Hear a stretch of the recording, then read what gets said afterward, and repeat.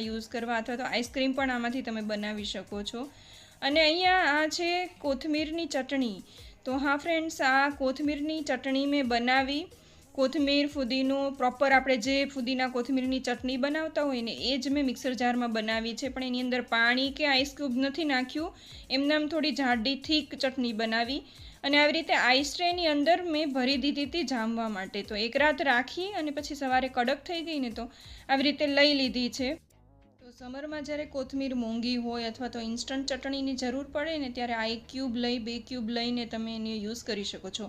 આ અહીંયા છે મરચાંની પેસ્ટ, તો આટલી વધી છે, મેં થોડી યુઝ કરી લીધી છે, એ પણ મેં આવી રીતના જ રાખી છે। તો તમારે ક્યારેક દાળમાં, કઢીમાં, શાકમાં મરચાંની જરૂર હોય, લીલા મરચાંની, તો આ તમે ડાયરેક્ટ પેસ્ટ નાખી શકો છો। અહીંયા મેં સ્ટ્રોબેરીને પણ થોડી સ્ટોર કરી છે, તો સ્ટ્રોબેરીને પણ થર કરી એની ઉપર થોડી ખાંડ ભભરાવી દેવાની છે, અને પછી તમે સ્ટોર કરશો ને તો સ્ટ્રોબેરી આખું